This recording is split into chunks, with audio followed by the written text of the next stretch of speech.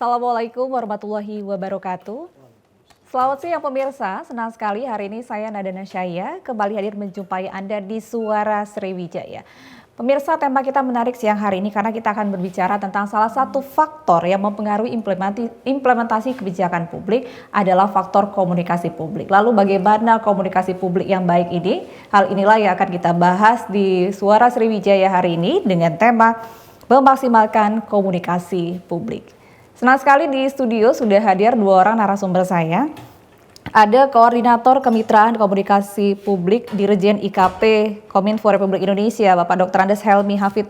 Pak Helmi, apa kabar Pak? Alhamdulillah. Boleh disilahkan untuk membuka masker ya, kita sudah vaksin. Sehat Pak ya? Alhamdulillah sehat. Sehat. Ada kegiatan di Palembang ya Pak ya? Alhamdulillah, kebetulan hari ini mulai dari hari Senin sampai dengan Sabtu kita ada program kolaborasi antara Kementerian Kominfo dengan Kementerian Agama, yaitu pelatihan penyuluh informasi publik. Oke, selamat datang di Palembang Pak ya. Iya, terima kasih Mbak. Iya, dan sudah ada Karisma Dwi Putri SIKOM, pemerhati kebijakan publik. Karisma, apa kabar? Silakan dibuka maskernya. Alhamdulillah, kalau kabarnya baik Kak. Alhamdulillah. Senang, kita akan berbincang-bincang tentang komunikasi publik. Kamu mahasiswa, alumni ya dari komunikasi. Ya, komunikasi. Komunikasi, berarti kita semakin menarik kita berbincang-bincang tentang komunikasi publik di siang hari ini. Dan kita nggak berbincang bertiga saja. Pemirsa, kami mengundang Anda, silakan bergabung bersama kami di line telepon di 0711 311 454. Saya ke Pak Helmi terlebih dahulu ini Pak Helmi. Kita berbicara tentang komunikasi publik. Komunikasi publik itu yang seperti apa sih, masyarakat perlu memahami yang dimaksud dengan komunikasi publik itu seperti apa? Iya, terima kasih Mbak Nada. Ini perspektif komunikasi publik ini melalui pakarnya juga bermacam-macam, tetapi saya ambil yang generalnya saja bahwa komunikasi publik itu sebenarnya bagaimana informasi itu sampai kepada ruang publik yang terbawa sekalian. Ya, artinya muaranya dari atas sampai dengan ke bawah. Itu sebenarnya yang umumnya. Pesan-pesan yang disampaikan ya, dari atas sampai ke bawah harus sampai. Harus sampai, dan itu memang harus dari satu sumber yang terpercaya gitu loh. Karena sekarang ini kan memang banyak sekali sumber-sumber informasi itu juga yang tidak valid, tidak update. Ya, akhirnya kembali ke masyarakatnya juga, akhirnya masyarakatnya jadi bingung. Iya, banyak sekali informasi karena sumbernya sudah banyak sekali ya Pak Helmi ya. Yang mana yang benar, pesan yang benar, yang mana pesan yang salah itu menjadi bias informasi gitu. Nah, saya ke Karisma. Kalau Karisma sendiri gimana nih selama ini melihat informasi-informasi yang kamu terima gitu ya, yang berhubungan dari pemerintah ya, karena kita ngomongin komunikasi, yang kamu merasa sendiri, apakah kamu pernah merasa bingung terkait informasi-informasi yang ada atau selama ini fine-fine aja sih? Baik, jadi kalau dikatakan bagaimana kondisi komunikasi yang sampai kepada saya, selaku saya yang penerima informasi tersebut dari komunikasi atas ke bawah, tentu setiap komunikasi akan mengalami masalah-masalah yang ada di dalam proses tersebut. Nah, yang kadang terlihat oleh saya adalah penyampaian pesan atau informasi dari komunikasi tersebut kadang dari komunikasi bawah ke atas atau atas ke bawah itu kadang tidak tersampaikan dengan baik. Kadang ada problem di prosesnya, ada juga problem di bagaimana orang-orang menerima informasi tersebut, baik untuk diri kita sendiri sebagai masyarakat yang penerima komunikasi massa tersebut, ataupun kepada pemberi pesan ya. Benar, lebih ke proses penyampaian pesannya yang kadang terjadi distorsi. Itu sih kendala-kendala sehingga terjadi miskomunikasi di antara seperti itu ya, di antara proses itu. Baik. Nah, Pak Helmi, sebenarnya proses yang baik itu tuh bagaimana agar tidak terjadi miskomunikasi ini? Iya, ini menyambung tadi apa yang disampaikan dengan adik kita dari mahasiswa tadi, bahwa sebenarnya dalam rangka itulah terjadi distorsi-distorsi itu sehingga pemerintah mengeluarkan Impres 9 2015 terkait dengan pengelolaan komunikasi publik. Sehingga apa-apa yang disampaikan itu memang tersistemik gitu. Tersistem by proses. Nah, sehingga apa yang memberikan pesan itu pun dari satu sumber gitu. tidak bermacam-macam sumber, padahal sebenarnya substansinya hanya satu.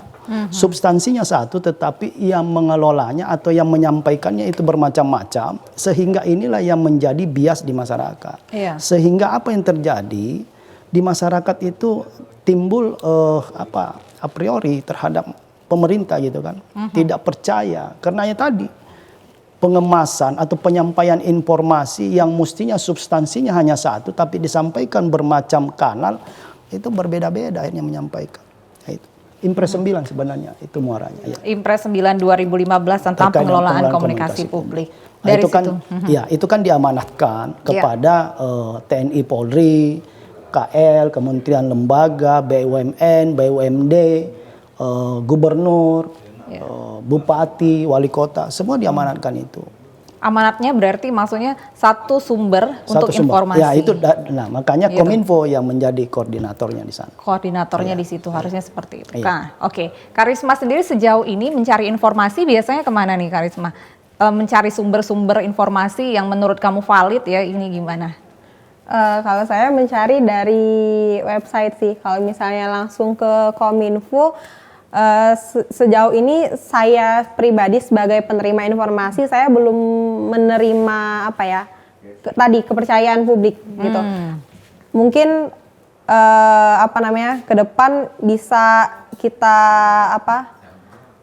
dikoreksi bersama bagaimana pemerintah membentuk kepercayaan publik itu sampai kepada kita si penerima informasi, bagaimana satu media informasi ini Terpusat menjadi gitu ya? dibutuhkan oleh orang-orang, jadi tidak mencari informasi-informasi yang lain, jadi relate-nya ke sini, faktanya ke sini. Oke, artinya kan banyak sekali simpang siur atau bahkan informasi-informasi yang salah, disinformasi gitu Pak Helmi, disinformasi yang sering terjadi. Bahkan kalau saya melihat ya yang di websitenya dari pemerintah tuh ada khusus bagian untuk ini adalah informasi hoax. Jadi memang ada khusus pemerintah sudah berusaha untuk Kominfo sendiri ya sudah berusaha untuk mengedukasi seperti itu. Memang banyak sekali ya Pak Helmi. Kominfo itu sudah punya alat untuk yang mana hoax gitu kan. Jadi tapi karena memang kalau dia menyampaikan itu ada sumber beritanya, jadi bukan Kominfo. Jadi kita selalu mengambil dari sumber berita. Nanti Kominfo yang memberikan label. Jadi Kominfo itu hanya kapasitasnya memberi label itu hoax atau tidak hoax. Gitu. Nah, karena itu kita ambil dari muara tadi, dari sumbernya. Saya penasaran sih Pak Helmi, sebenarnya bagaimana sih alurnya ya, SOP-nya sih sebenarnya ketika pemerintah gitu ingin memberikan komunikasi, menginformasikan sesuatu kepada publik itu apakah memang harus alur melalui Kominfo ataukah mereka harus bisa untuk berbicara melalui juru bicara masing-masing, gimana nih Pak? Sebenarnya dua pendekatan seperti itu juga memungkinkan. Tetapi yang paling penting bagaimana informasi ini sampai ke masyarakat itu apa yang disampaikan A itu nyampainya A. Terkadang ini juga kan permainan media juga, kepentingan gitu ya. Begitu sudah masuk ke media ini kan digoreng lagi. Iya. Nah, padahal sebenarnya kanal-kanal distribusi informasi kita itu sudah terlalu banyak sekali. Satu contoh di Kominfo itu tepatnya di Direktorat Jenderal Informasi Komunikasi Publik itu mengelola berbagai macam kanal. Ada di sana Indonesia Go ID, ada Indonesia Baik, ada FMB 9 ya, Forum Merdeka Barat, itu semua kanal-kanal distribusi. Tetapi bagaimana mengorkestrasi ini semuanya sehingga menjadi komunikasi publik yang valid, yang maksimal ke masyarakat. Itu sebenarnya banyak kanal-kanal distribusi. Seperti hal ini yang kami yang kerjakan sekarang ini, kegiatan kolaborasi antara Kementerian Agama dengan Kementerian Kominfo, yaitu penyuluh informasi publik. Itu sebenarnya bagian daripada bagaimana memaksimalkan informasi publik, komunikasi publik ke masyarakat melalui pendekatan agama yang Kementerian Agama punya penyuluh agama, kita rekrut menjadi penyuluh informasi publik. Sehingga penyuluh agama ini menjalankan dua fungsi. Pertama sebagai fungsi penyuluh agama yang menyampaikan informasi terkait dengan substansi agama kepada binaannya atau ke masyarakat, maupun sebagai penyuluh informasi publik yang menyampaikan informasi terkait dengan program prioritas pemerintah, baik pusat maupun yang di daerahnya. Jadi ini semua. Nah, tetapi memang kami fokuskan untuk penyuluh informasi publik ini waktu kami melakukan MOU ini kan program yang kolaborasi yang sudah berjalan 5 tahun, Mbak Nada, ya, mulai dari 2017. Ya, ini sudah berjalan 5 tahun melalui MOU. Nah, pertama MOU-nya itu yang kita sasar itu 3T, tetapi begitu perbaikan revisi MOU-nya kita menambahkan penyuluh informasi 3T dan daerah yang masih memerlukan. Jadi terbuka lagi, lebih luas lagi. Kalau tadi 3T, karena kan tidak dipungkiri juga bahwa daerah-daerah yang di luar 3T juga itu masih juga dia masih mengalami kendala terkait dengan jaringan internet tadi. Jadi walaupun bukan 3T, dia masih juga terkendala. Kayak di Palembang ini, walaupun sudah bukan 3T, dia masih ada yang blank spot. Iya. Nah, itu yang kita masih apalagi di daerah-daerah ya Pak ya. Iya, apalagi daerah kita, saudara-saudara kita di timur sana, di Papua sana gitu ya. Jadi memang dengan era teknologi informasi sekarang ini untuk mengakses informasi tadi yang disampaikan Mbak tadi, bahwa kita itu sekarang di era digital, semua sekarang ini gampang mengakses informasi itu. Kemana saja kita bisa ambil. Gitu.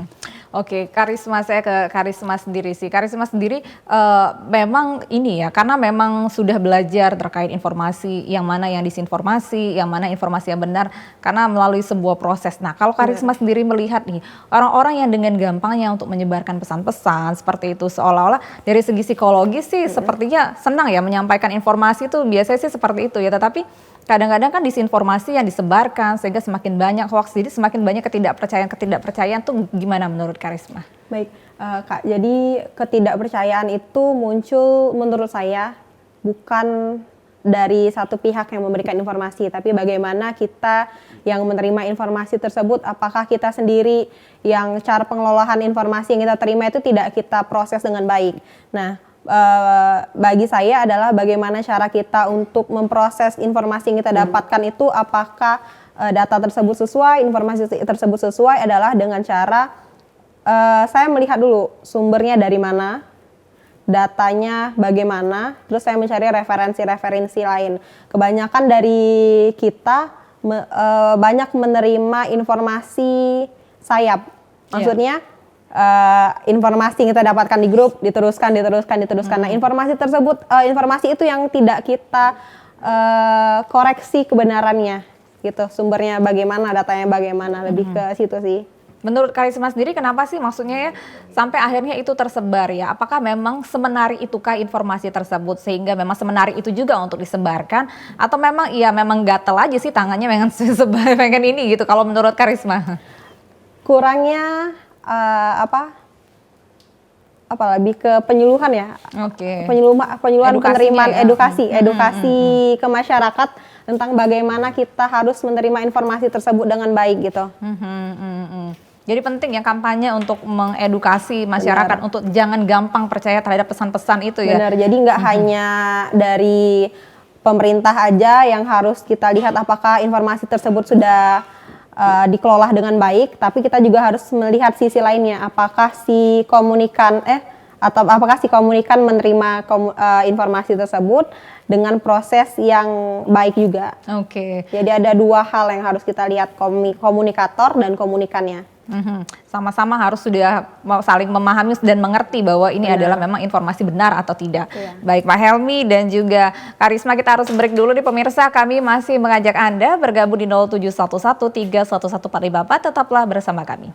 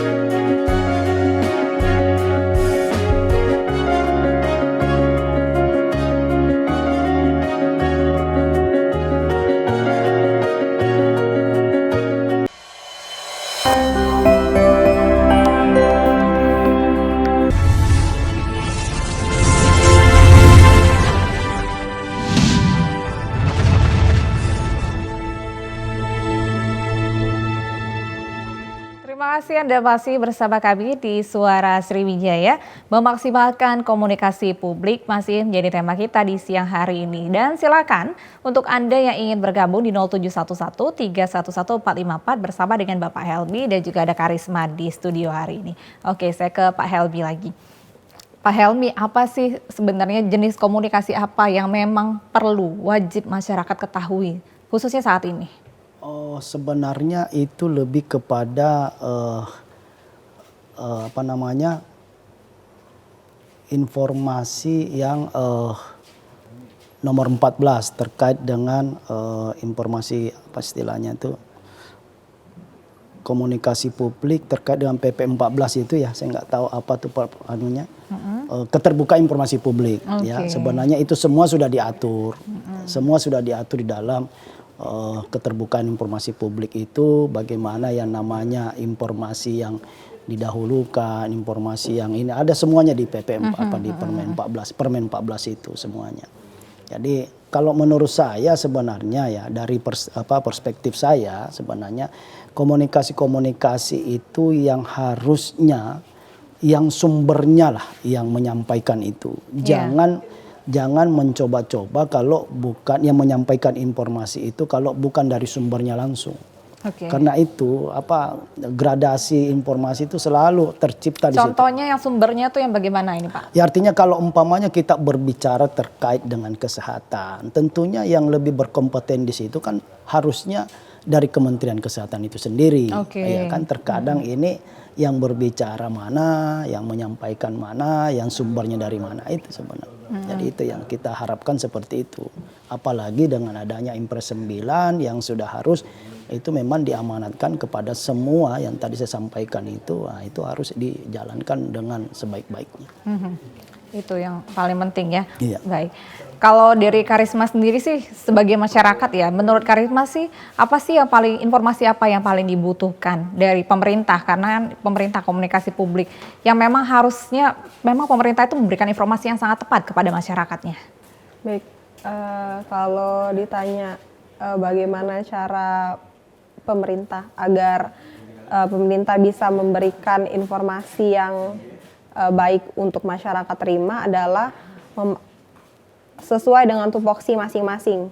Misal kayak yang tadi Bapak bilang, kalau misalnya bagian kesehatan silakan untuk bagian kesehatan dulu yang mengkonfirmasi tersebut, atau bisa langsung ke Kominfo, atau kebijakan-kebijakan yang lain yang kadang kami butuhkan adalah kebijakan yang sesuai dengan apa yang terjadi di lapangan, fakta apa yang terjadi di lapangan, seperti misalnya informasi yang tadi saya katakan yang tidak sesuai dengan apa yang diterima oleh masyarakat tadi, lebih ke sosialisasinya. Informasi umum ya, maksudnya yang memang benar-benar yang dibutuhkan masyarakat, seperti itu yang paling dibutuhkan oleh masyarakat ya. Mungkin saya bisa Gimana Pak Helmi? Jadi kalau saya melihat informasi itu kan sebenarnya banyak ya, banyak lah itu. Tapi bagaimana kemasannya yang mungkin harus dilihat. Karena kalau semuanya informasi itu semuanya dari pemerintah, ini memang partisipasi masyarakat ini agak kurang. Tetapi bagaimana kemasan ini, padahal substansinya sama. Kemasannya, tapi tidak keluar daripada substansi tadi. Kita terima telepon terlebih dahulu ini Pak.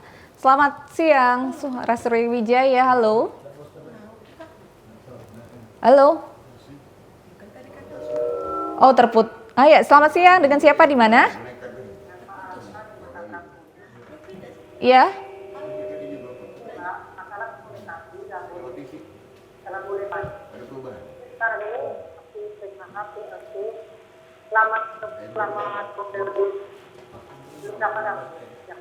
Bagaimana? Apa masih menerima? Sementara komunikasi ya boleh maju. Tapi sekarang ini yang saya ini kondisi masih mana ini? Dan kita Assalamualaikum warahmatullahi wabarakatuh. Waalaikumsalam warahmatullahi wabarakatuh.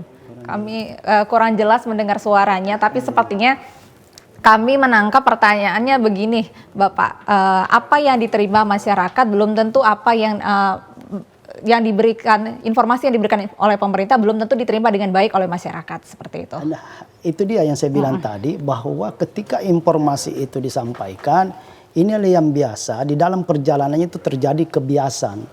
Oleh karena itu sebenarnya sebagusnya itu informasi yang akan disampaikan itu kembali kepada pemilik informasi itu yang menyampaikan. Karena kalau sudah menjadi konsumsi publik itu pasti dia berubah-berubah di situ. Nah, yang saya maksud tadi kemasannya itu tapi tidak meninggalkan daripada substansinya tadi. Kadang-kadang kemasannya berubah, substansinya berubah. Nah, inilah yang sampai ke masyarakat. Nah, itu harus Ada standar sendiri nggak sih Pak? Standar penyampaian tersendiri bahwa memang tidak boleh harus sesuai dengan informasi yang awal gitu, jangan dirubah-rubah kemasannya gitu. Oh, kalau itu tidak ada standar. Tidak ada itu ya, Pak, bagaimana sebenarnya perspektif kita menerima itu. Ya, kalau memang itu luas kalau berbicara terkait dengan komunikasi publik itu luas sekali. Ya. Tetapi sebenarnya yang hakikinya itu bagaimana informasi itu valid gitu, itu saja, terpercaya, yang datang dari sumbernya itu. Itu sebenarnya yang paling penting. Karena kalau mau mengartikan komunikasi publik itu sangat luas. Betul. Bahkan pakar komunikasi publik pun itu berbeda-beda pemahamannya. Baik. Nah, kalau Karisma sendiri sih sebagai masyarakat lebih enak nih ya. Maksudnya kalau kita menerima informasi sebagai masyarakat itu tuh sekarang dengan media yang begitu banyak itu, agar kita tuh lebih dapat gitu ya, lebih paham apa yang dikomunikasikan oleh pemerintah kepada kita masyarakat itu melalui apa? Saya lebih ke koran yang sekarang bisa kita cari melalui online sekarang. Saya lebih mencari sumber-sumber yang berbeda, lalu saya mencari kevaliditas data tersebut. Kalau saya boleh sedikit menyampaikan apa yang tadi disampaikan, kalau misalnya mau dilihat bagaimana valid atau tidak data tersebut sampai ke masyarakat, atau bagaimana masyarakat tersebut melihat kemasan yang diberikan oleh pemerintah kepada masyarakat, mungkin itu bisa menjadi PR untuk Kominfo mengenai agar terus berkurangnya tadi pesan yang tidak sampai atau bagaimana kemasan tersebut harus diterima dengan baik di masyarakat, seperti itu. Kalau sekarang nih Karisma melihat kampanye-kampanye di media sosial melalui influencer terus kemudian kartun-kartun kah atau bentuk apapun, gimana menurut Karisma? Itu bagi saya suatu perjalanan yang maju di era sekarang, karena orang-orang zaman sekarang saat ini kan di era digital ini banyak yang melihat terpacu kepada selebgram juga. Jadi tugas juga bagi para selebgram untuk membantu memberikan informasi yang penyampaian dari mungkin bisa menjadi kasarnya tuh kayak alat yang baik dari organisasi tertentu untuk sampai dengan kemasan yang baik kepada masyarakat. Seperti itu. Betul. Jadi bisa berkampanye bersama-sama gitu ya, mengedukasi masyarakat. Pak Helmi, tantangannya tuh apa Pak ya? Karena kan media juga terus berubah, terjadi perubahan-perubahan yang terus dibandingkan dengan dulu kita ibaratnya pemerintah tinggal ngasih konferensi pers masuk koran, udah baca, terima masyarakat. Tapi kan sekarang media banyak sekali. Kemudian juga penyebaran informasi, disinformasi juga banyak sekali. Tantangannya gimana? Ya, jadi memang harus masyarakat itu cerdas untuk memilih platform mana, gitu ya.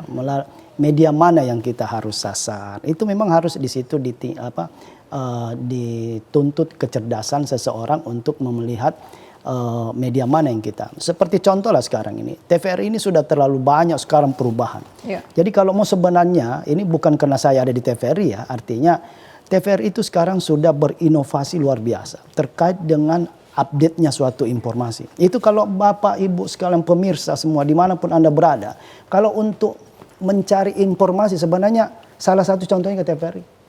Itu. Saya pikir itu sebenarnya. Nah, kalau untuk media-media lain sebenarnya tadi kembali kepada bagaimana kita memilih media. Nah, itu saja. Bagaimana cara memilih? Iya, memilih. Kita Itu harus- ada program-program juga dari Kominfo untuk literasi digital Iya. agar meliterasi bagaimana masyarakat itu bisa cerdas Iya. dalam bermedia gitu ya. Baik, Pak Helmi dan juga Karisma, kita harus break lagi. Pemirsa, kami masih mengundang Anda di 0711 311 454. Tetaplah bersama kami.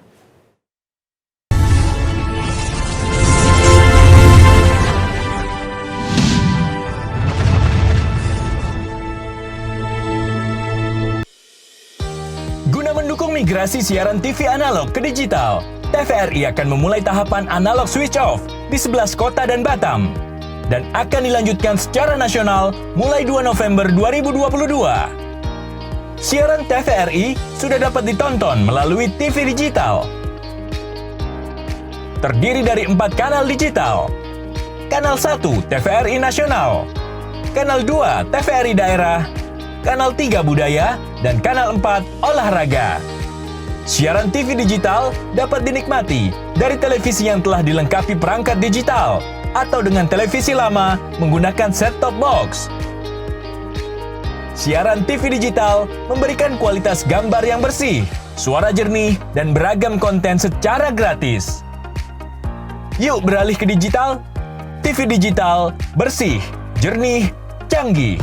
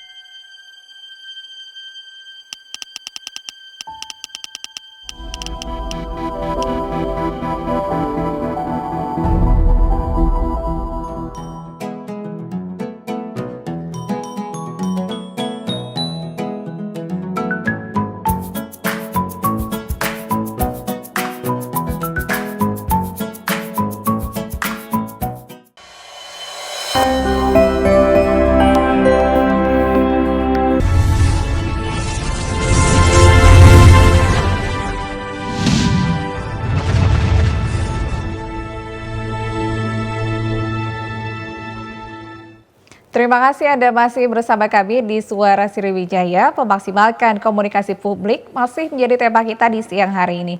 Dan Anda juga masih bisa bergabung bersama kami di line telepon di 0711 311 454 bersama dengan Bapak Helmi dari Kominfo dan juga dari Karisma di sini. Oke, Pak Helmi, saya mau ke beberapa tahun terakhir ini ya, pandemi COVID-19. Ini kan pasti banyak sekali komunikasi antara pemerintah dengan masyarakat. Banyak sekali ketidakpercayaan awal, khususnya di awal masa pandemi COVID-19 ini. Bagaimana Pak Helmi ini melihat gitu ya, ketika memang banyak sekali muncul para komunikator dari pemerintah untuk memberikan informasi, untuk mengedukasi dari masyarakat. Cuman sepertinya masyarakat juga sudah mulai sangat tidak percaya gitu. Ini bagaimana nih Pak? Ya, saya harus koreksi sedikit. Mungkin lebih kepada bukan tidak percaya sebenarnya. Itu by proses ya. Okay. Bagaimana kita mengalami suatu pergolakan waktu Covid menerpa negara kita. Itu pastilah semuanya itu bergejolak, berdampak terutama. Sehingga masyarakat memang belum siap menerima pada saat itu.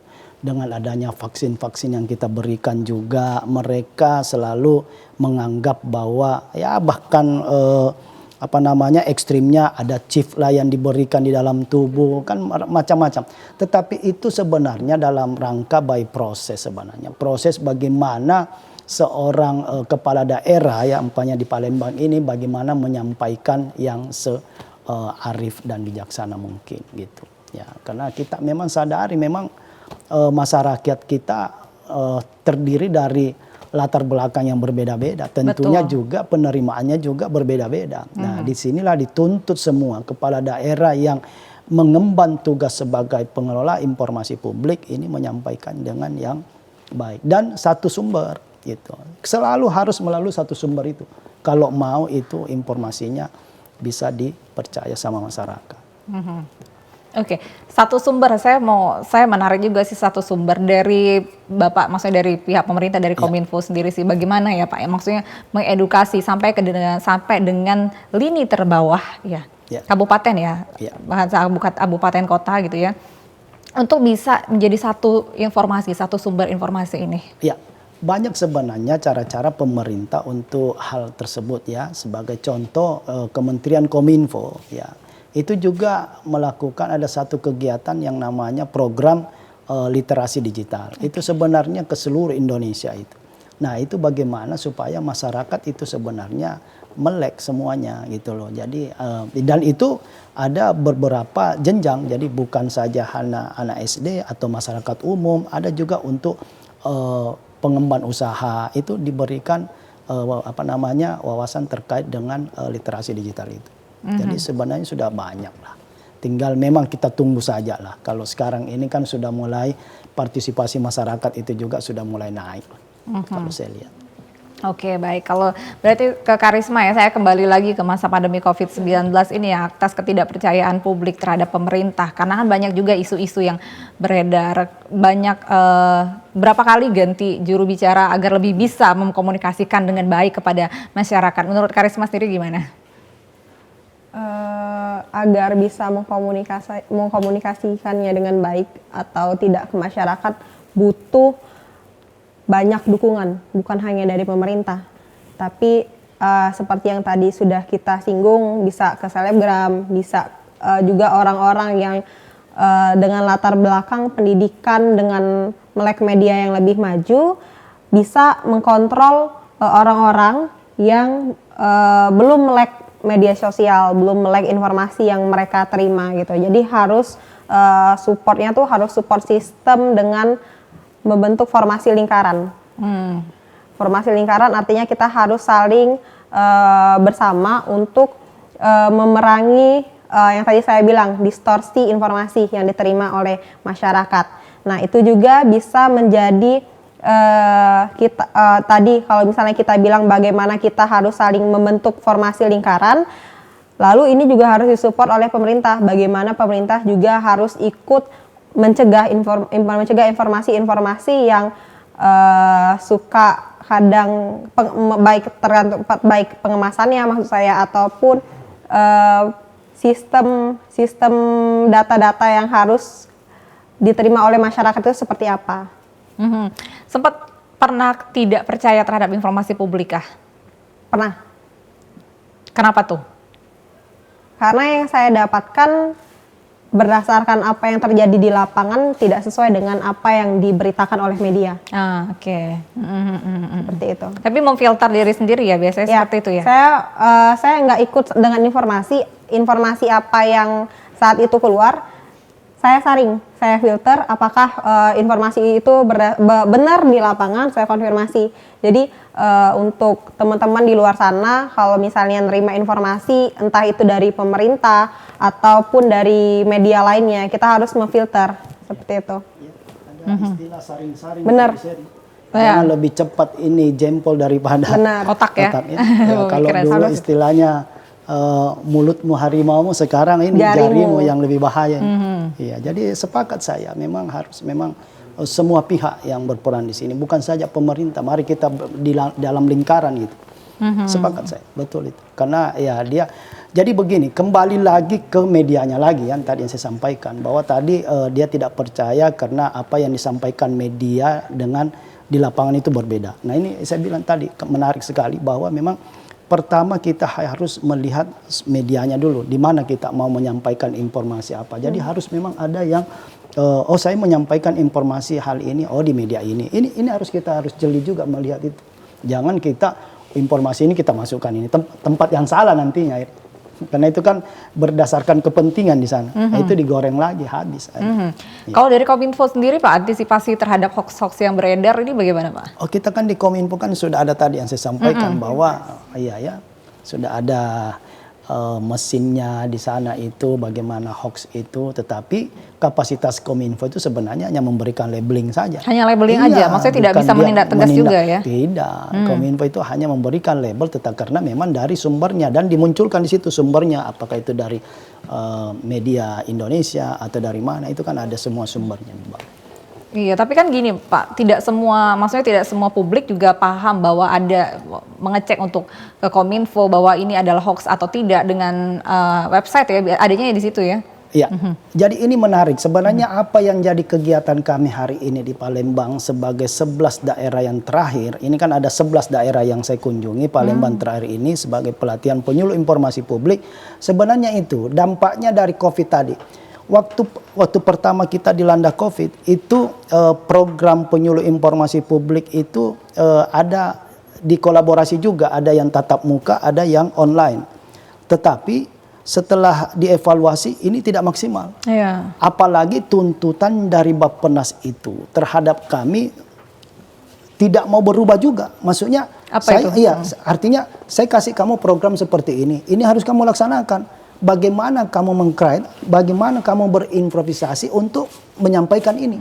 Nah, sehingga kami setelah kami lihat di tahun pertama COVID itu kami melakukan mengkolaborasikan ada online dengan offline, itu kami evaluasi, kami duduk bersama dengan para pakar untuk bagaimana membuat satu kegiatan yang sifatnya tatap muka. Yang terjadi sekarang ini 2022 ini kami sudah melakukan tatap muka semua. Gitu loh. Tadinya ini ada kolaborasi juga. Ternyata outcomes-nya masih kurang. Masih kurang. Jadi pertama kalau online ini kan juga ada berbicara aplikasi tadi. Bagaimana kita mau berbicara aplikasi kalau di sana itu turun naik juga jaringannya, sinyalnya. Betul. Sedangkan jaringan saja bagus, kalau online itu kita berbicara teknis itu pasti juga ada penyampaian yang tidak tepat. Sehingga inilah dasar-dasar ini sehingga tahun 2022 ini kami sudah bisa melakukan tatap muka. Ya, penyuluh informasi publik ini. Nah, penyuluh informasi publik ini saya sampaikan, saya jelaskan sedikit bahwa ini salah satu dari mitra strategis kami yang kami kelola di direktorat kami, tepatnya di subdit saya, subdit kemitraan komunikasi publik. Karena tidak semuanya bisa melek digital gitu ya Pak ya, makanya dengan penyuluh informasi publik itu sangat maksimal. Iya, jadi begini, pemerintah itu tidak bisa menjangkau negaranya semua itu. Yeah. Oleh karena itu dia butuh support dari mitra-mitra strategis tadi yang saya sampaikan. Sebagai penyuluh informasi publik, kenapa kami milih penyuluh informasi publik? Kenapa kami memilih penyuluh agama? Karena kami sudah melakukan riset juga, ada namanya penyuluh KB, ada penyuluh tokoh agama lebih dipercaya gitu karena, ya. Jadi begini, penyuluh agama itu ternyata dia merangkap jabatan. Ada dia penyuluh agama itu sebagai agen informasi, ada sebagai lawyer, jadi bermacam-macam aktivitasnya di sana.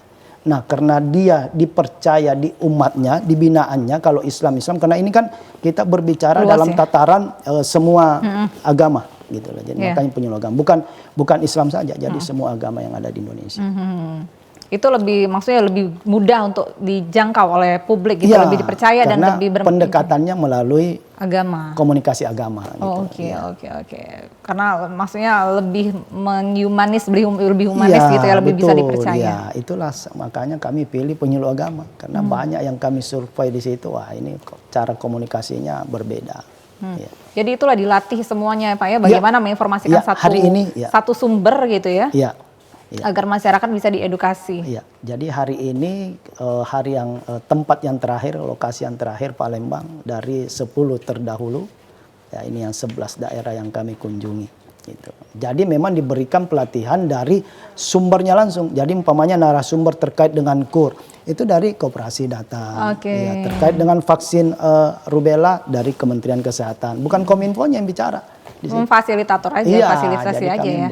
Jadi ini karena supaya dia mendapatkan, nah inilah kami sebenarnya mengedukasi masyarakat.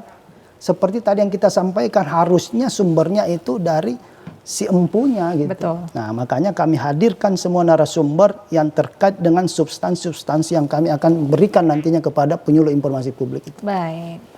Terima kasih Pak Helmi dan juga Karisma. Kita harus balik lagi pemirsa. Kami masih mengundang Anda nanti di segmen terakhir di 0711 311454. Tetaplah bersama kami.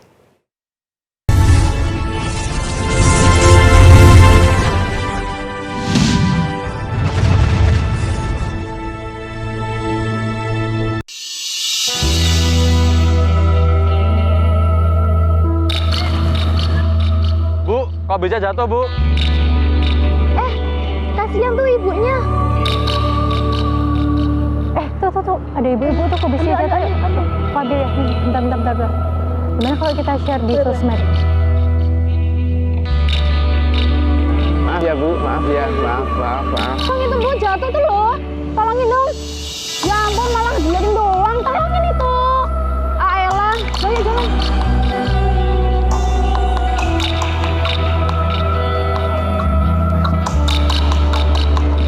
Ini Bu.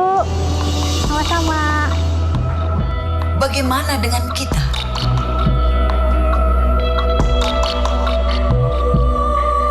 Sudahkah kita peduli? Ataukah hanya sekedar seolah-olah peduli?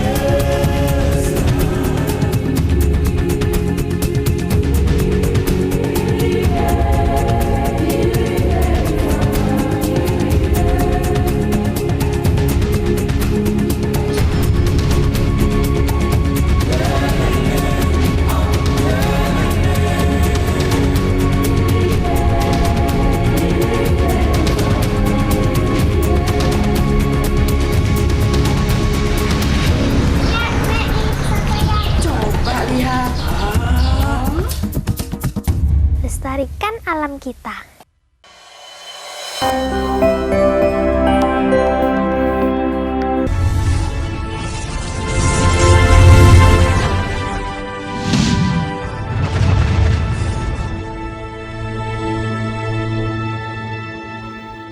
Terima kasih Anda masih bersama kami di Suara Sriwijaya. Memaksimalkan komunikasi publik masih menjadi tema kita di siang hari ini. Di segmen terakhir, Anda masih bisa bergabung bersama kami di 0711 311454 bersama dengan Karisma dan juga Bapak Helmi dari Kominfo. Oke. Di segmen terakhir ini Karisma mungkin bisa mengedukasi teman-teman semua ya untuk bisa mengontrol diri terhadap adanya berita-berita yang simpang siur. Kemudian juga kita bisa lebih bisa mengedukasi diri kita sendiri untuk percaya terhadap komunikasi yang disampaikan oleh pemerintah melalui sumber-sumber yang asli. Baik, mungkin saya akan berbicara mengenai yang tadi disampaikan oleh Pak Helmi, bagaimana jari kita untuk tidak menjadi harimau. Saat ini bukan lagi mulutmu yang menjadi harimau, tapi jarimu. Nah, untuk pencegahan tersebut, teman-teman di luar sana bisa melakukan cross check data yang pertama, yang kedua siapa sumber yang kita terima atau komunikatornya siapa harus kita cek dulu. Yang ketiga adalah memfilter berita-berita tersebut, apakah berita tersebut resmi melalui sumber yang memang sudah terpercaya ataukah melalui sumber-sumber yang yang mungkin isinya lebih ke hoax mungkin. Nah, untuk itu butuh sinergi bersama antara bukan baik ke pemerintah ke masyarakat. Nah, itu harus dukungan juga masyarakat ke pemerintah ataupun teman-teman sekitar lainnya yang paham mengenai linear penyampaian komunikasi yang baik itu seperti apa. Seperti itu. Oke, kalau dari Karisma sendiri sebagai masyarakat menginginkan seperti apa komunikasi yang diberikan oleh pemerintah kepada masyarakatnya? Ya. Kalau ditanyain bagaimana apa yang saya inginkan mengenai informasi atau berita apa yang saya terima dari pemerintah ke masyarakat adalah saya inginnya pemerintah itu berbicara berdasarkan apa yang ada di lapangan, artinya fakta. Lalu bagaimana pemerintah juga tadi sudah dibahas oleh Pak Helmi, memberikan kemasan yang baik terhadap lini-lini tertentu sesuai dengan siapa yang akan kita berikan informasinya. Lalu selanjutnya bagaimana kita menjadikan informasi tersebut informasi yang harus kita kelola berdasarkan akal pikiran. Seperti itu. Itu sih yang paling dibutuhkan oleh publik untuk saat ini gitu ya, terkait komunikasi. Baik, dari Pak Helmi sendiri, Kominfo untuk menjawab banyak tantangan yang kedepannya juga akan semakin berkembang media ini ya Pak ya, apalagi sih yang memang sebenarnya harus kita siapkan dari pemerintah agar publik bisa menjangkau semuanya, selain tadi kita menyiapkan duta-duta ya istilahnya ya, perwakilan-perwakilan dari pemerintah, mitra-mitra kita. Iya. Baik, kalau saya melihat dari perspektif pemerintah sebenarnya ya itu tadi saya sudah sampaikan di awal bahwa bagaimana kita memilih medianya ya untuk menyampaikan informasi berdasarkan audiensnya juga. Jadi jangan kita salah pilih, salah menyampaikan. Nah, jadi kalau saya melihat dari kacamata pemerintah sebenarnya itu. Nah, menambahkan juga sedikit bahwa sesuatu yang kita dapat, satu contoh kalau yang sifatnya hoax itu, dia kecenderungannya itu beritanya itu menarik untuk dibaca. Itu salah satu indikatornya kali ya. Jadi jangan sampai masyarakat itu terpancing untuk forward lagi, men-share lagi. Jadi harus kita sharing-sharing lah. Artinya kita saring-saring dulu baru kita sharing. Jangan dibalik gitu ya. Jadi harus kita saring dulu baru kita sharing. Itu dari kacamata pemerintah lah sebenarnya. Oke, perlu menyiapkan mitra-mitra lagi ini Pak yang bisa langsung selain tadi tokoh-tokoh masyarakat yang ada, mungkin apa siswa-siswi sendiri itu gimana menurut Bapak? Iya, karena kita bekerja sama dengan beberapa kementerian yang terkait dengan penyampaian substansi untuk tenaga penyuluh informasi publik. Ada beberapa kementerian yang ingin kerjasama dengan kita. Jadi penyuluh informasi publik kita ini juga akan dipakai kepada mereka. Salah satu contoh ini wacana yang sudah kita bicarakan dari BKKBN. Itu akan menggandeng kita juga, penyuluh informasi publik kita untuk menyampaikan. Ada dari Kementerian Kesehatan. Ini satu hal yang positif. Bagaimana memaksimalkan tadi komunikasi publik itu. Betul. Melalui mitra-mitra strategis yang khususnya yang kami kelola. Tentunya di daerah juga ada. Artinya kan Dinas Kominfo seluruh Indonesia itu kan ada. 34 provinsi, 518 kabupaten kota itu. Jadi itulah yang dimaksimalkan semua. Ada jumlah anggota Bako Humas itu 800 sekian. 800, iya. Oke. Ada kelompok informasi masyarakat itu, data 2016 itu ada 4.000 sekian. Oke. Jadi bukan main, banyak sekali kanal-kanal distribusi informasi untuk memaksimalkan komunikasi publik ini sebenarnya. Kembali lagi bagaimana kita mengorkestrasi ini semuanya supaya bisa berjalan baik. Dan mengemasnya juga ya agar bisa diterima oleh Ya, kemasan publik. itu yang penting sebenarnya. Karena kalau bahasa pemerintah masuk ke masyarakat itu selalu ada saja yang kurang. Melintir-melintirnya. Tapi kalau dikemas itu bahasanya yang baik sesuai dengan audiensnya, itu juga menjadi daya tarik untuk mengamini lah kira-kira begitu ya. Betul. Oke, Karisma sendiri melihat bagaimana sih kesuksesan dari komunikasi ini terhadap implementasi dari kebijakan-kebijakan yang diberikan oleh pemerintah kepada masyarakat terhadap kebijakan publik ya, intinya sih seperti itu, kesuksesan dari komunikasi pemerintah. Baik, kalau untuk kesuksesan sama-sama udah kita dengar dari Pak Helmi, salah satunya kebijakan yang baru keluar. Lalu ada juga cara pemerintah mencegah hal-hal toksik itu untuk sampai ke masyarakat. Mungkin kalau untuk implementasinya tidak bisa dikatakan dengan buruk juga, tidak bisa dikatakan dengan baik juga. Karena kesinambungan. Iya, Nggak proses bisa, juga ya ya. benar. Nggak bisa kita bilang pemerintah sudah melakukan dengan baik ataupun masyarakat sudah menerima dengan baik. Selalu ada kesenjangan dalam penerima informasi tersebut. Tergantung bagaimana kita sebagai masyarakat menerima pesan tersebut dan tergantung bagaimana tadi yang sudah disampaikan bagaimana pemerintah memberikan kemasan yang baik. Mungkin lebih ke ajakan kepada teman-teman di luar sana untuk melek membaca gitu agar jadi semakin banyak yang kita baca, kita tidak hanya tertarik dengan mungkin tagline-nya aja, judulnya aja. Jadi dengan menerima judul dari berita tersebut, dengan menerima tagline dari berita tersebut, tidak langsung mengambil benang merah dari apa yang diberitakan, namun membacanya berita tersebut dikelola lagi dengan baik. Ada Proses-proses seperti itu. Tetapi sejatinya kita meyakini bahwa komunikasi yang baik insya Allah juga pasti akan terimplementasi dengan baik. Benar. Kebijakan seperti itu ya. Baik Pak Helmi, boleh pesan-pesan kepada pemirsa? Ya, baik pemirsa di mana saja Anda berada. Jadi kesimpulannya seperti begini. Sebenarnya menyambung saja apa yang disampaikan adik kita tadi, bahwa mari kita duduk bersama, dibuka ruang untuk berdialog.